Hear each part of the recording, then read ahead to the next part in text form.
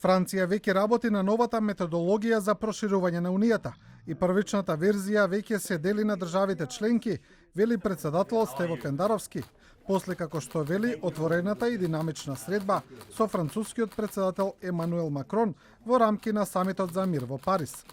Макрон му кажал на Пендаровски дека методологијата треба да биде усвоена до март, пошто на самитот на Унијата во мај во Загреб ќе има одлука за проширување за земјите што чекаат Северна Македонија и Албанија.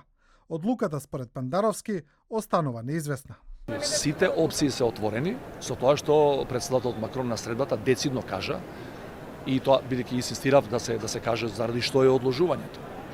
Имате различни спекулации и кај нас дома и во регионот дека тоа е од не знам какви други политички причини. Тој рече не, одложувањето зашто сега нам ни треба повише време, не вам. Што дозволите ние, тоа со тој го почна разговор.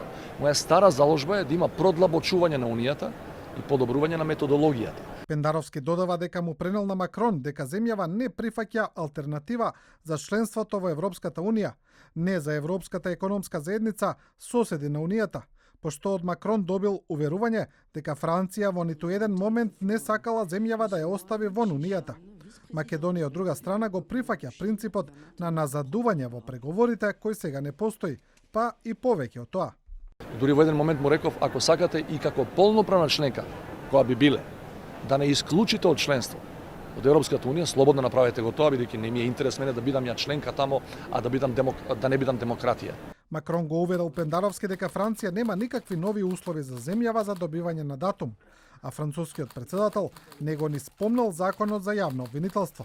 Затоа Макрон ќе дојде во Македонија во првата половина во 2020 година да им ги објасни француските ставови на граѓаните директно. Српскиот претседател Александар Вучиќ пак после средбата со Макрон вели дека Македонија и Албанија ќе добијат датум за преговори и пред мај. Они ќе да отворе тоа, после се питање шта сте. Они ќе им го отворат тоа, но се поставува прашање. Ако им го отворат тоа во март, они ќе бараат да оди тоа во март, за да не се чека Загреб во мај, бидејќи се плашат од резултатите на изборите во Скопје. Изборите се таму на 12 април и тие не сакаат да загубат, да бидат виновни за пораст на некој на кој му ветиле дека нешто порано ќе се случи.